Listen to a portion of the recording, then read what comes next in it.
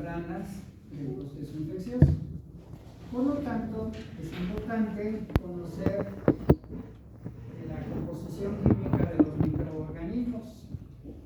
Es importante conocer nuestras células, qué hace o qué estructuras tienen nuestras células, sean inmunes o no inmunes, para reconocer a esos microorganismos y contrarrestar.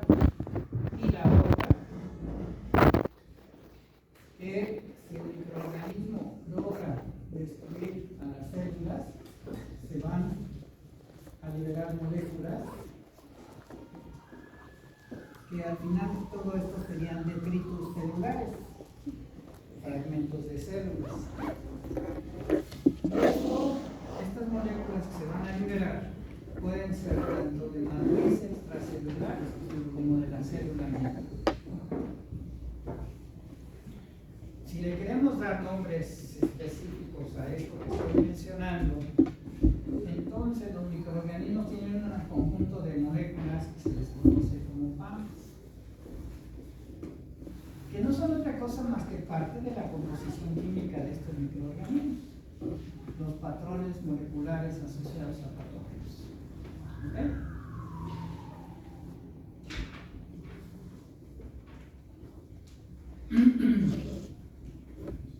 Ahora, estos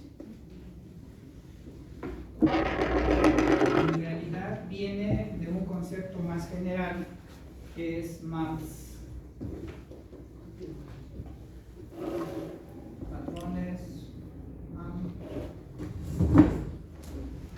Patrones moleculares asociados a microorganismos.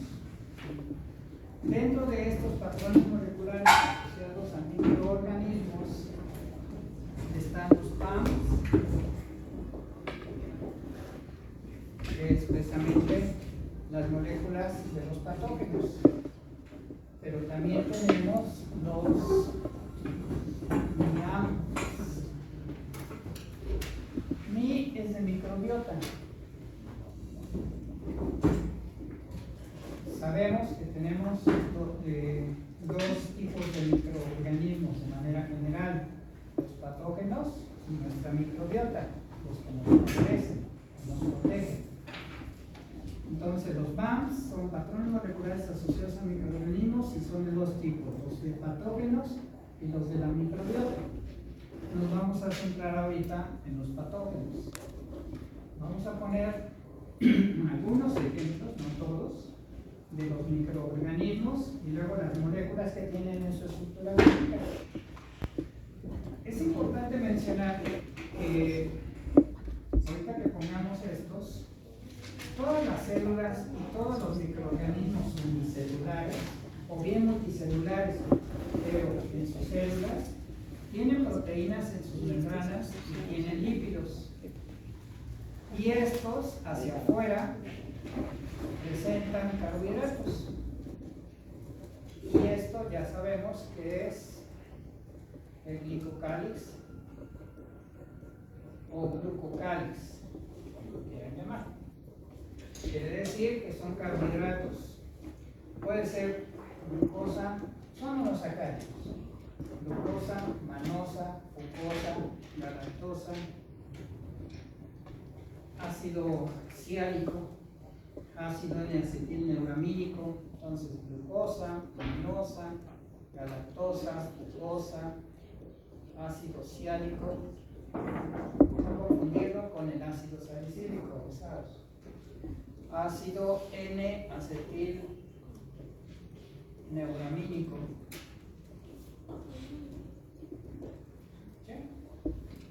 Por ejemplo, el virus de la influenza tiene una neuraminidasa que degrada el ácido N-acetilneuramínico y es como invade nuestras células. Lo que quiero ahorita llamar su atención es que cualquier célula tiene glucocálix. Y vamos a platicar un poco de los microorganismos para entender lo que son PAMs, los PRR y los PAMs. ¿De acuerdo?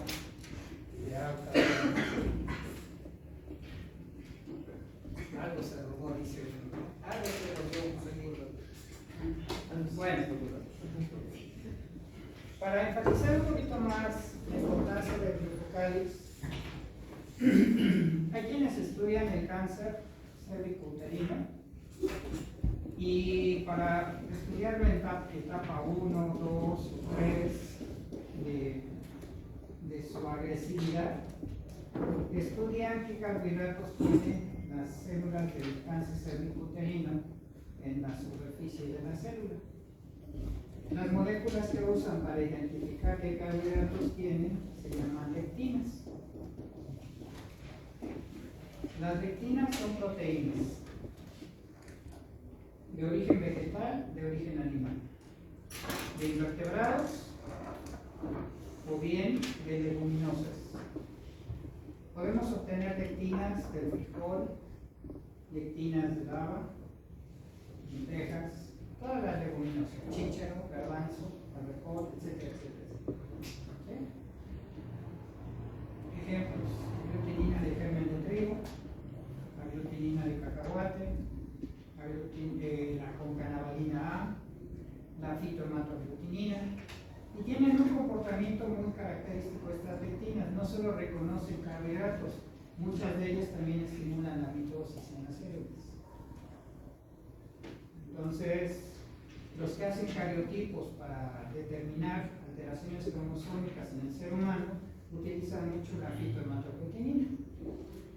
Obtienen los linfocitos, les meten la fitohematoaglutinina, empiezan a proliferar, ya que están en mitosis, les meten con colchicina, detienen metafase los linfocitos, ya que le pusieron la colchicina, ya que detuvieron las células, le quitan la colchicina, lavan las células, le meten metanol ácido acético, el alcohol es para deshidratar, el ácido para precipitar proteínas.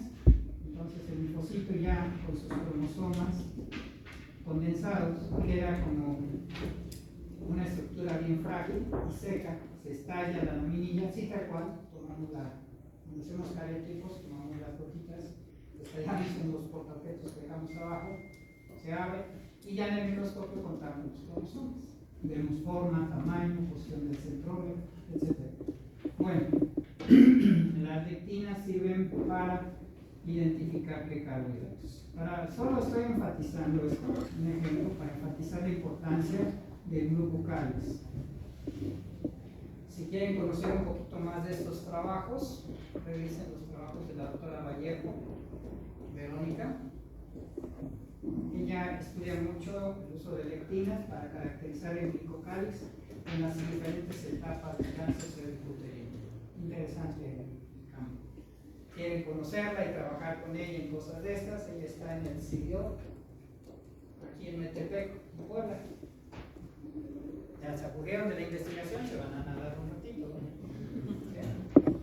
El centro me tocó ser de los fundadoras. Ya, pues me cambié, me salí de ahí. Pero hoy en día es un centro de investigación muy bueno, equipos de primero. Y es un centro de detección de cáncer de mama con la identificación de marcadores tumorales. Es centro de concentración centro-sur de la República. Ahí está la doctora Maricruz, también gran amiga. Todos ellos grandes amigos. Pero bueno, les comento esto por si alguien quiere distraerse en investigación por allá. Está muy bien. El glucocálix es muy importante. Ya solo quise enfatizarlo. Ahora sí me voy con lo que planteaba ya. Cuando hablamos de PAMS, sabemos que es parte de los MAMS. Entonces, microorganismos, células humanas, inmunes o no inmunes. Si se daña la célula, se liberan moléculas llamadas DAMs, que son patrones moleculares asociados al daño. Pueden ser de matriz extracelular o de la misma célula. Quienes van a reconocer a estos microorganismos, decíamos, son los PRR, receptores de reconocimiento de patrones. Receptores de reconocimiento de patrones. Y aquí, patrones moleculares asociados asociados a daño. ¿De acuerdo? No pierdan de vista esto, pues para que no nos dispersemos en las ideas que vamos a mencionar ahorita de los PAMs. ¿Alguna duda? Este es el contexto general. Bien. Si no hay preguntas,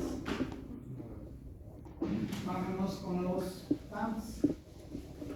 Vamos a poner algunos ejemplos, no son todos. Tendremos que investigar en cada patógeno cuál es su fisiopatología, cuáles son los mecanismos de invasividad.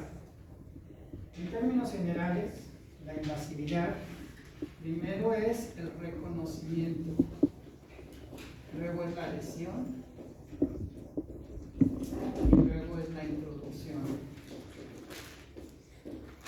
Entonces, muchos parásitos, bacterias, virus, primero reconocen ciertos glicocales, un virus, por ejemplo. El primero es el reconocimiento, luego se adhiere y luego ya invade. La introducción sería la invasión. ¿Okay? Eso es en términos generales de la patogenia de un microorganismo. Si no hay reconocimiento, puede estar el patógeno y no nos afecta. Gracias a ese no reconocimiento, pues somos resistentes a muchos virus de las aves. ¿Sí? La gente que tiene aves de corral, cabras, bovinos, etc., es resistente porque no tiene receptores a los patógenos de ellos. Pero no nos confiamos. Ya habíamos hablado de la cuando pasa un microorganismo de un animal al humano, zoonosis, ¿verdad? ¿Okay? Entonces hay que tener mucho cuidado con la zoonosis. Ahora sí, veamos. Los PAMs, si vamos poniendo como ejemplos en hongos, en bacterias, gram positivas o gram negativas, o el Mycobacterium bacilo de la tuberculosis, Mycobacterium, virus, son algunos ejemplos, pero díganme qué organismos hay entre los virus y las bacterias. ¿En tamaño? No, pero no el tamaño en sí de ellos. ¿Qué organismo está intermedio?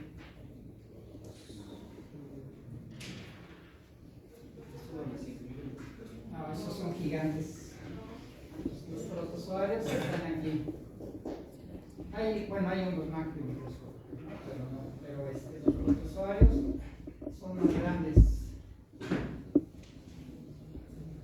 ¿Son estas bacterias más ancestrales como los extremófilos?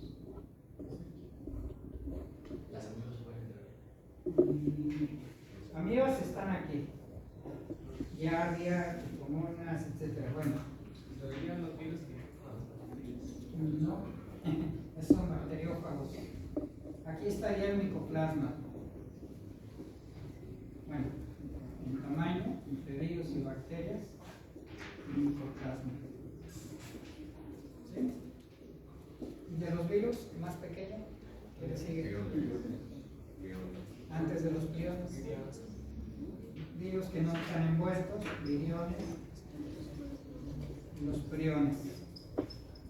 Bueno, voy a poner de algunos, no de estos no tengo la información, pero solo quería enfatizar de que hay más organismos que hay que investigar bien qué moléculas son las que contienen.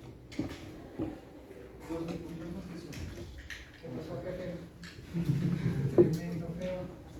Hubo mucho tráfico. Bueno, pues seguimos.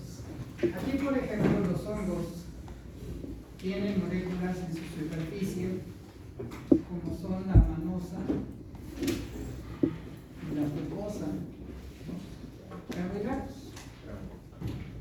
Entonces, esos carbohidratos que hablábamos de glicocáliz sirven como patrones moleculares asociados a patógenos. Estas moléculas van a ser reconocidas por nuestros receptores. Aquí en gram positivas se tiene de manera característica el ácido teicoico. Esto ya lo vieron en micro, ¿no? El ácido lipoteicoico. Las gram negativas, los lipopolisacáridos. ¿Sí? Por ejemplo, en el bacilo de tuberculosis, ¿cuál vieron? En su composición química, ¿no? El lipo, arabino nanano. Les voy a mandar unos videos de un profesor de la Universidad de Valencia, que es el doctor Sidera, sobre los PAMs, los LAMs y los PRR. Lo explica bien el doctor. No les va a servir de repaso. Ok, en los virus, tomen en cuenta que estas estructuras no solo van a llevar a cabo esto, reconocimiento, adhesión e invasión, sino que además puede instalarse a nivel intracelular. Y es el caso de los virus. Hay virus que se transcriben en el citoplasma, como el virus de la hepatitis C. Pero hay virus que se requiere que su genoma utilice la maquinaria del núcleo para multiplicarse. Estamos hablando de adenovirus. ¿Sí? Entonces deben estar bien atentos con todo esto. Sabemos que hay virus de RNA, hay virus de DNA, virus de RNA de cadena sencilla, hay virus de RNA de cadena doble. Pues también ya conocen lo de la transcriptasa reversa. Ya vieron esto en agentes biológicos, supongo, ¿no? ¿Sí? ¿Todo esto? Bien. Entonces, en este caso de los virus, por ejemplo, se pone así. ¿Qué significará esto?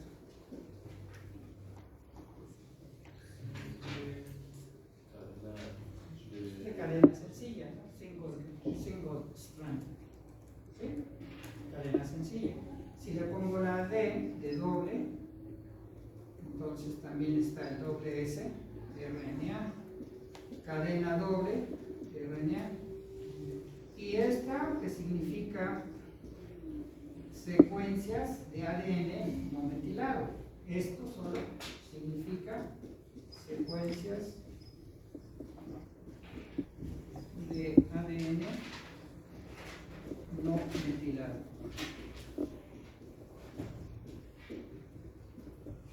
Bueno, son algunos ejemplos. Ya tendríamos que investigar bien en el micoplasma, obligoides, priones.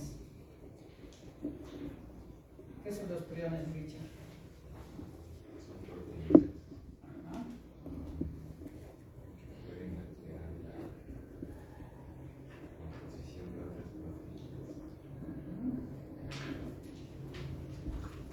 ¿Qué enfermedad producen?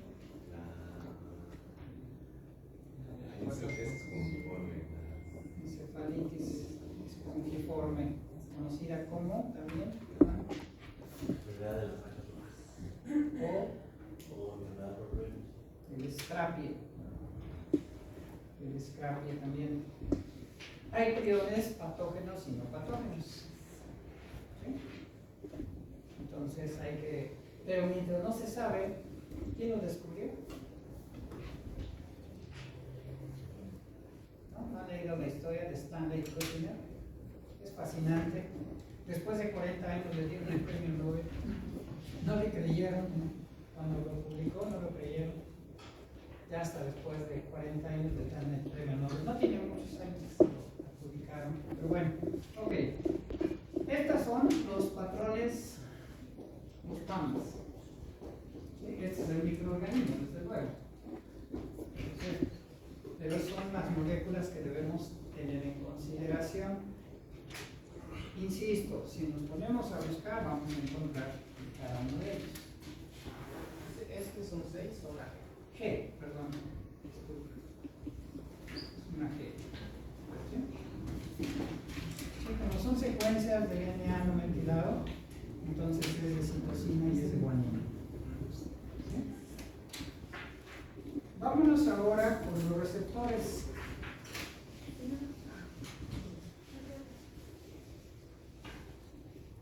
Ya tenemos por un lado los PAMs. Ahora vamos con los receptores. Estos receptores están en células, que les decía, inmunes, pero también en células no inmunes.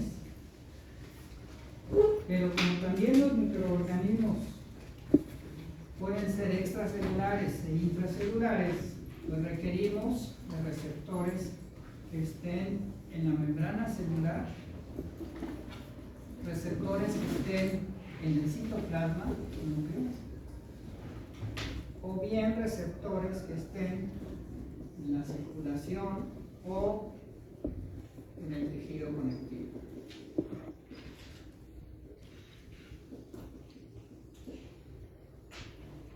El concepto de tejido conectivo es equivalente, este se maneja así en histología, pero es equivalente al tejido celular subcutáneo que le ponen los libros de anatomía, y es el equivalente que en biología celular decimos matriz extracelular.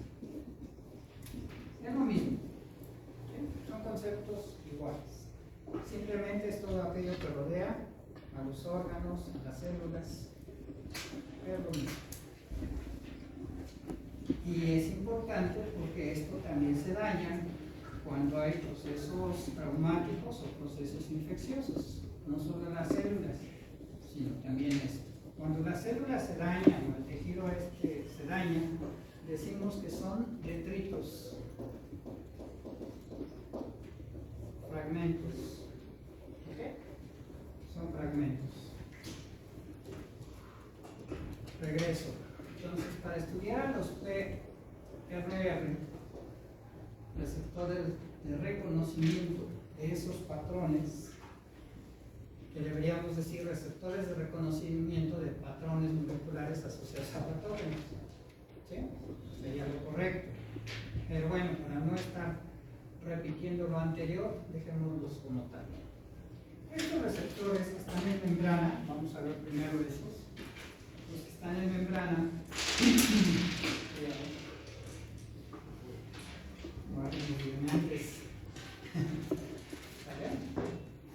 bueno, estos receptores de membrana tenemos los llamados tipo toll-like, y tendríamos los fagocíticos. Estos fagocíticos tenemos los, estamos hablando de receptores, entonces tendríamos los receptores semejantes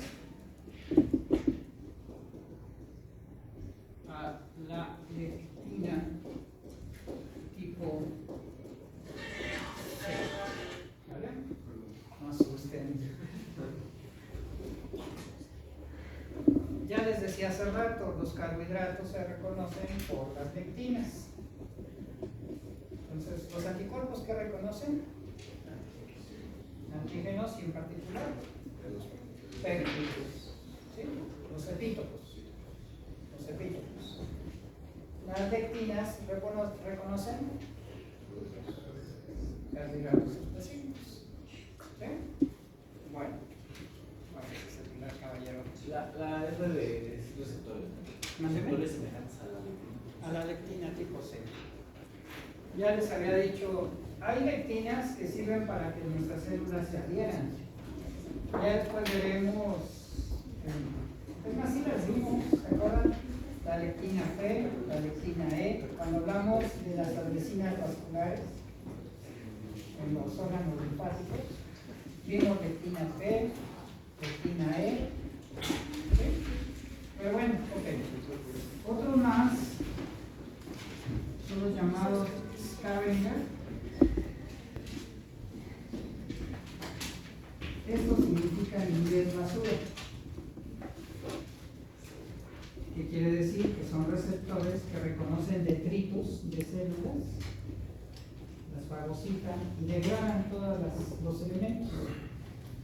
Y hay otros que se les llama receptores para N-formilmetionina.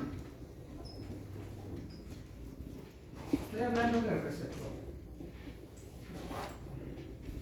Ahora,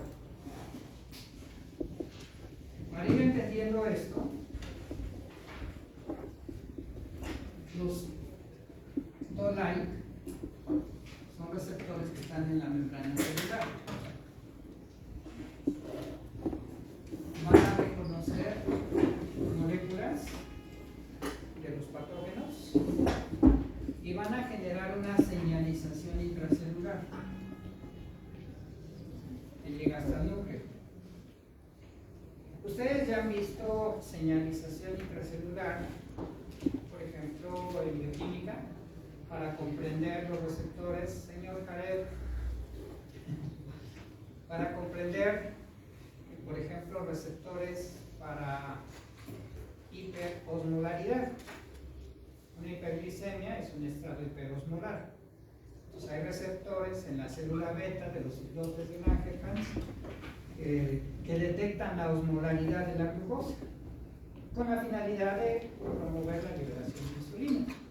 Y luego sabemos que la insulina actúa en sus receptores para generar una señalización con la guanilato ciclasa y liberar, más bien producir enzimas glucolíticas, ya sea de ciclo de la glucólisis o ciclo de Krebs. ¿Sí? Pero también pueden estimular, si es el caso de la insulina, del caso de la, porque ya liberaron insulina, entonces en la célula es tanto promover la glucólisis como producir enzimas glucolíticas.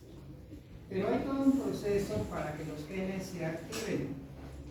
Es aquí donde cobra importancia la manera como está organizado el DNA.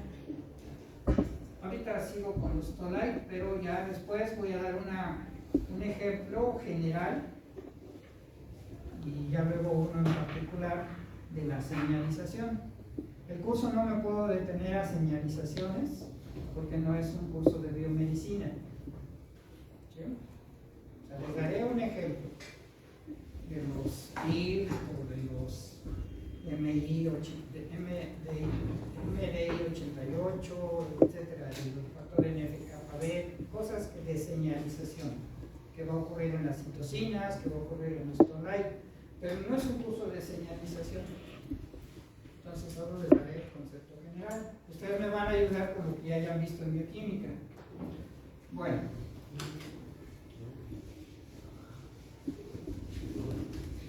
Entonces, ¿de dónde viene esto de Toll? El concepto Toll es un concepto alemán que significa extraordinario. Inicialmente estas proteínas se descubrieron en la membrana de células en un insecto, Drosophila melanogaster. Para nosotros los médicos esta fue muy famosa porque fue el organismo en el cual se pudieron obtener los cromosomas de sus glándulas salivales, son los cromosomas gigantes. ¿Sí? Eso sirvió para mejorar las técnicas para obtener cariotipos. Bueno, ¿qué sucede aquí? Estas proteínas recibieron este nombre porque son las que van a modular la organogénesis de estos insectos. Si nosotros alteramos estas proteínas, si esto es cabeza, tórax y abdomen, podríamos tener cabeza, abdomen y tórax, hacer monstruos, ¿sí? Modificando estos receptores tórax. Con el tiempo se vio que esto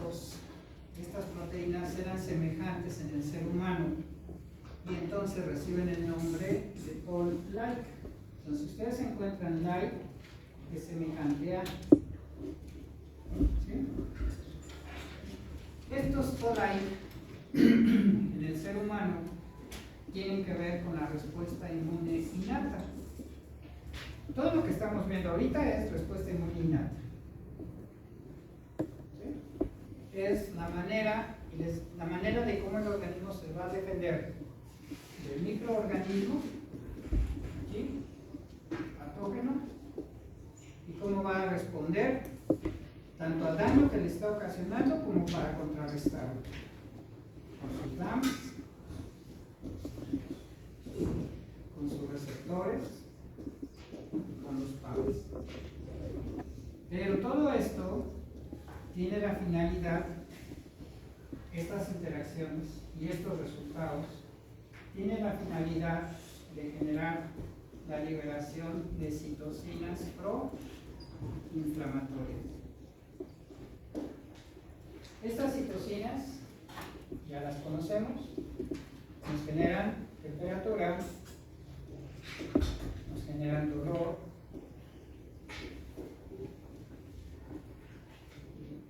puede ser temperatura como tal o febrículas. Esto es cotidiano. Estamos constantemente compartiendo cepas del coronavirus. Que no lo crean, pero diariamente ustedes me quieren exterminar, pero también gracias a ustedes también sobreviven. Ustedes ni lo perciben, ¿no? Sí. ¿No? Febrículas, cefalea pronto occipital, somnolencia. Como que cuando las sentimos de Y ya, no pasa más, su sistema inmune está en muy buenas condiciones. Pero diariamente traen cepas diferentes. Yo digo que la facultad es un cepario, ¿no? Definitivo. Pero gracias a eso estamos sobreviviendo. De verdad. Precisamente esto se está dando con las nuevas cepas, pero como ya tenemos memoria inmunológica, 2-3 días lo contrarrestamos. No ha pasado mucho aquí, pero en otros grupos se duermen. Es más, recién de la pandemia, de verdad, estaban así los muchachos. Como 5 minutos así. Pues estaban así los muchachos, perdidos. Y muchos se dormían, regresando de la pandemia. No, ahorita ya tenemos más inmunidad, pues ya. Pero sí me mandan a dormir a veces. Regreso al laboratorio, empiezo a escribir y clavo el pico, ¿no? No puedo, ya hasta segundo o tercer día. Y las febrículas se fallan pronto occipital. Pero bueno, si no fuera así con cepas poco a poco, imagínense que me guardo, me encierro y salgo, pues me matan. ¿Verdad? ¿Qué es esto? Es esto lo que está pasando. ¿Sí? Ahora fíjense, en el coronavirus nos preocupó porque estas citocinas proinflamatorias, 1, 6, TNF-alfa, 8, 12, todas estas generan tormenta de citocinas. Ya muy conocido por ustedes. Pero vino una situación que cambió la conceptualización de que esta tormenta de citocinas por un virus producía coagulación intravascular diseminada. Aparte, pongan atención, aparte del daño que de por sí me está traicionando. Ya estoy pensando en cobrar esta clase. Qué feo me vi.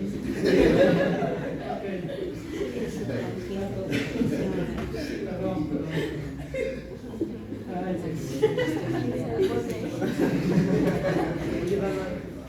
a veces estábamos hablando de negocios y había una experiencia en la que ya está patentado un eslogan, pero con el libre comercio, si no se usa con frecuencia el eslogan, un negocio, entonces vienen lo que se llama una solicitud de cancelación por otra empresa, pero la bronca está ahorita que es una empresa muy fuerte, una transnacional. Si prefieren pagar 80,000 pesos a abogados para que tumben el registro anterior, en lugar de pagarle a la persona 100,000 pesos, 200,000, 500,000, es una empresa que en sus ganancias al año son de como de $1.500.000 más o menos. Son transnacionales, pues. Pero estábamos viendo esa problemática y por eso traigo aquí los signos de pesos. Bueno, pero la proteína S, regreso. La proteína S por sí sola produce trombios, pero la misma coagulación intravascular diseminada se genera por la tormenta de citocinas. ¿Cuál es lo que sorprendió en esta pandemia? Que esto es normal, esta tormenta de citocinas es normal en una bacteremia o septicemia, ya pensándolo así. Es con C, ¿verdad? Septicemia. Esto es normal. La tormenta de citocinas es común por bacterias. No era común por virus. En la medicina interna, el estándar era así: tormenta de citocinas, pienso en septicemia. Pero el coronavirus vino a cambiarnos ese dogma. Y la misma coagulación, como genera dolor, que fue nuestra primera hipótesis de por qué había coagulación en el coronavirus, en el dolor están las cininas. Y las cininas actúan al factor 11 de la coagulación y al factor de Hagemann. Entonces pensamos que por ahí estaba la explicación de si había dolor, pues entonces esto activaba la coagulación. Ya después se descubrió que fue la proteína S la responsable de mayor impacto en la coagulación, pero no estamos lejos también de este razonamiento. Y fíjense que estas polémicas científicas las hacíamos por Face. A ese grado estuvimos. Estaban opinando médicos, un investigador de la Universidad de Texas también, el doctor Alfredo, microbiólogo, etc. Y andábamos ahí analizando todo eso. Bueno, pero fue por Face, ni siquiera por artículos científicos, ¿no? Bueno, ok. A lo que voy en esto es que hay situaciones en las que los PAMs, más bien, ese es el propósito inicial de protegernos, es que la interacción de los PAMs con nuestros receptores y al generar moléculas de daño, este sea un primer mecanismo de defensa. ¿Sí? Sin llegar desde luego a la tormenta de citocinas. En condiciones normales, cualquier microorganismo en una primera infección, estamos en esto. Se eleva la temperatura para neutralizar a los patógenos. ¿Sí? O sea, ya algo anormal es tormenta de citocinas, pero el propósito de toda esta interacción de lo que estamos mencionando es generar liberación de citocinas proinflamatorias. ¿Sí? ¿Alguna pregunta? ¿No? Bueno. Vamos a poner ejemplos de tolites con moléculas de PAMs.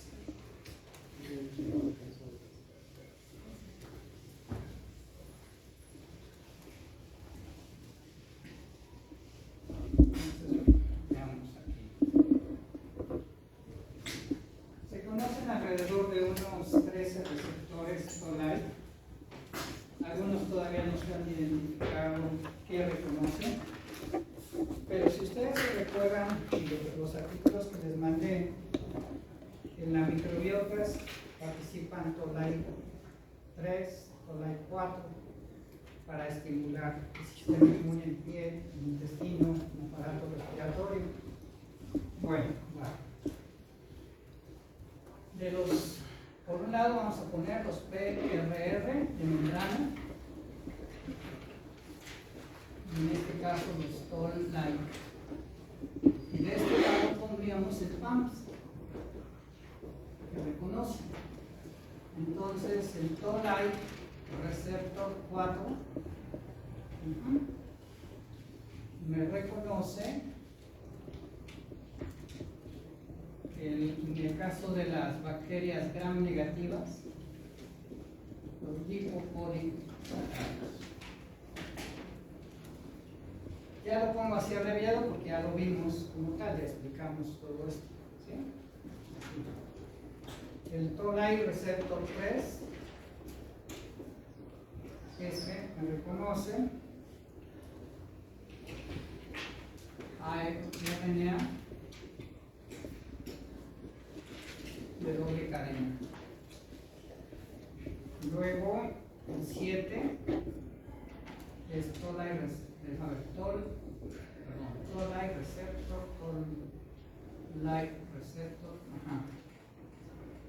luego el Toll-like receptor 7 y el 8 al de cadena sencilla. Por lo tanto, estos me están reconociendo virus. ¿Sí? Después tendríamos el Toll-like receptor 9. Este me va a reconocer secuencias de DNA no metilado. Eso.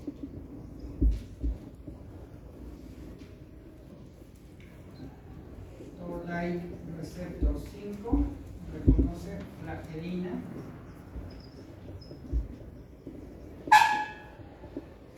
Toll-like receptor 11 profilina.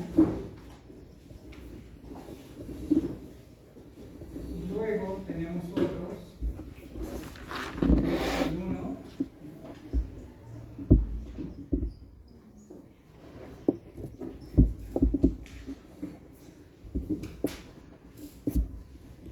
en este son el ácido teicoico, el ácido glicoteicoico de gram positivos.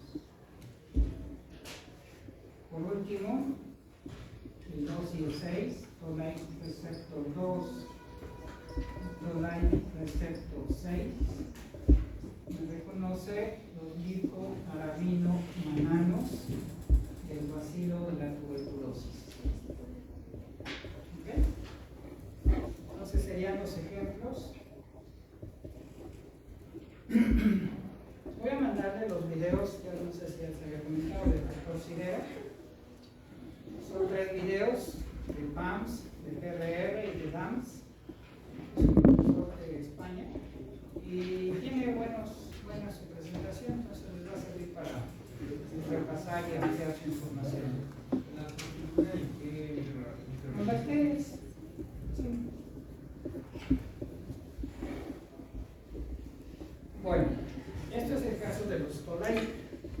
Precisamente los Toll-like son los que llevan a cabo una señalización intracelular y el propósito final es que reacciones citocinas proinflamatorias. ¿Sí? ¿Vale? Bueno. Se cobran derechos de autor.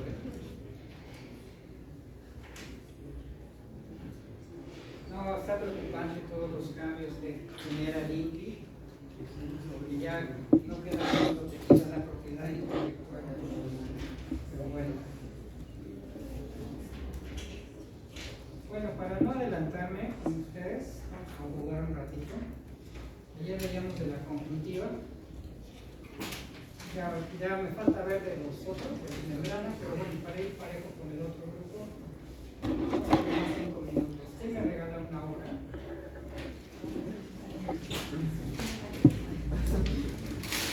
Gracias. Hablábamos de la conjuntiva, hablábamos de las capacidades y todo esto como barrera, pero ¿sabían que sí tenemos un punto ciego? ¿Sí? ¿Y cómo lo demuestran? ¿Ya lo saben hacer entonces? ¿El punto ciego dónde está? En medio de ambos ojos. ¿En la mácula o la papila? La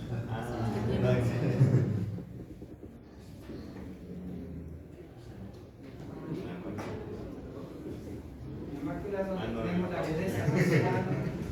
Esa es la papila. En la emergencia tengo el globo ocular y tengo el nervio óptico. Entonces, lo que vamos a hacer ahorita es vamos a poner 2 puntos. Y entonces, el ojo del lado contrario, un punto, lo vamos a forzar a que vea ese punto. Pero la papila va a quedar alineada al punto de su mismo lado. Y por lo tanto, no se va a ver. En los esquemas, ustedes saben del quiasma óptico. ¿Ok? Está así. La cintilla óptica. Nervio óptico, globo ocular, la papila. ¿Ok? Entonces, si yo pongo aquí un punto y otro punto, aquí tengo mis globos oculares. Si yo forzo a este ojo con los músculos a que vea este punto, dejo alineado el punto ciego. Va a llegar el momento en que no veo este punto. ¿No me creen? Sí. ¿Sí no? Ya me gané su credibilidad. Esos 2 puntos. Ahora, tienen que tapar su ojo o cerrarlo. No pueden cerrarlo. Entonces, si no lo puedes cerrar, cúbrelo. Cúbrelo mejor. Ahora, con este ojo vas a ver este punto y va a desaparecer el otro.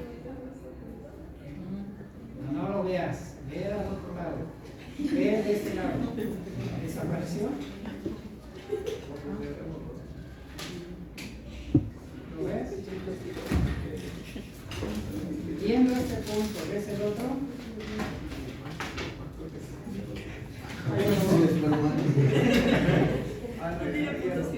Ahí ya no. ¿Sí? Ahora con el otro ojo, exacto. Entonces, ahora no es igual cualquiera. Con este ojo revisas este punto. Entonces, cuando el ojo lo dirige hacia este punto, la papila queda directo aquí. Háganlo ustedes. Jueguen. Vamos para divertirnos un rato.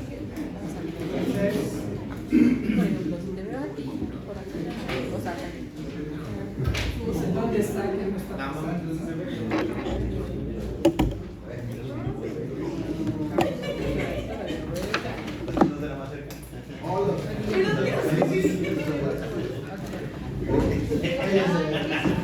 Ella no